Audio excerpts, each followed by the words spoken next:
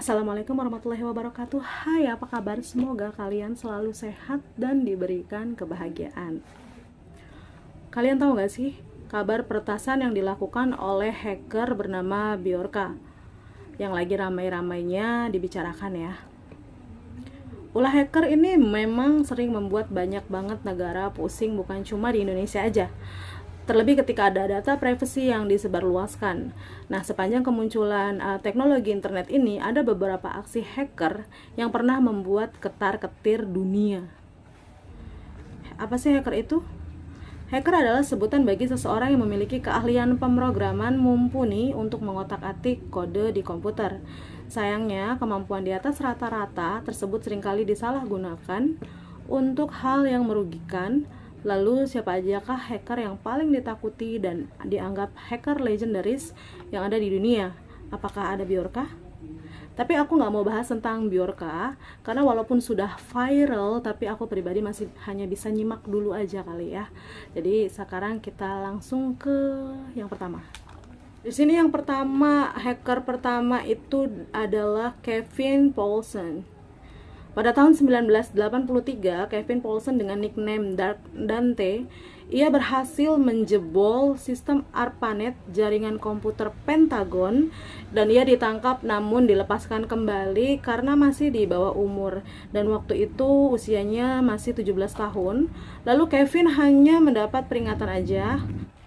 Tapi sayangnya Kevin ini nggak kapok ya. Jadi pada tahun 1988, ia lagi-lagi menjebol komputer pemerintah federal dan mencuri data soal Ferdinand Marcos, presiden Filipina. Dia dikejar aparat dan berhasil juga kabur, bahkan dilaporkan memenangkan sebuah kontes hacker berhadiah mobil Porsche. Tapi kemudian Kevin berhasil ditangkap lagi dan dilarang menggunakan komputer selama 3 tahun. Dan sejak saat itu dia berubah menjadi hacker white hat dan sering menulis kolom di media terkemuka mengenai keamanan cyber. Apa itu hacker white hat? Di sini ada white hat dan juga ada black hat. Jadi kalau untuk black hat itu menggunakan kemampuan hacking untuk mencuri data pribadi dan tindakan kriminal lainnya. Sedangkan white hat justru sebaliknya ya. Mereka berusaha meretas sistem atau program untuk bisa menemukan celah keamanannya. Dan white hat juga bekerja sesuai dengan peraturan dan melalui metode yang legal. Dan selanjutnya yang kedua, di sini ada Jonathan James. Jonathan James biasa juga dikenal dengan nama Comrade di jagat maya. Pada usia masih 15 tahun, dia sudah mencoba membobol jaringan komputer di beberapa sekolah tentunya.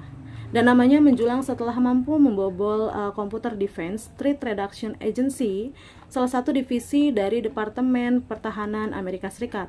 Dia mampu membobol ribuan pesan dari para pekerja di departemen tersebut. James juga pernah mencuri software NASA. James ditangkap pada tahun 2000 dan dijatuhi hukuman 6 bulan tahanan rumah, dan ia bunuh diri pada tahun 2008 dengan menembak dirinya sendiri. Sayang banget ya, kasihan banget. Sayang banget deh, masih muda, berbakat, tapi harus mengakhiri hidupnya sendiri gitu. Nggak kayak lu, masih pada rebahan sambil overthinking, mikirin hidup. Lanjut. Di sini yang ketiga ada Adrian Lamo. Adrian Lamo yang dikenal setelah keahlian di bidang hacking, ini membuatnya mampu menyusup ke jaringan komputer perusahaan terkemuka seperti New York Times, Yahoo, bahkan juga Microsoft. FBI melacak aksinya setelah menerima laporan dari New York Times. Lamo juga membocorkan ratusan ribu dokumen sensitif pemerintah Amerika Serikat ke WikiLeaks. Apa itu WikiLeaks? WikiLeaks adalah media massa internasional yang mengungkapkan dokumen-dokumen rahasia negara dan perusahaan kepada publik melalui situs webnya. Dia menyerahkan diri pada aparat di bulan September 2003. Kemudian Adrian dijatuhi hukuman tahanan rumah dan masa percobaan. Pada tahun 2018, Adrian meninggal dunia di Kansas pada usianya di 37 tahun. Penyebab kematiannya tidak dapat dipastikan, tapi diduga kuat karena penyalahgunaan narkoba. Lu juga jangan pada narkoba ya. Udah nggak apa-apa deh, overthinking aja rebahan. mikirin hidup nggak apa-apa, jangan narkoba-narkobaan dah. Lanjut. Selanjutnya di sini ada hacker bernama Astra.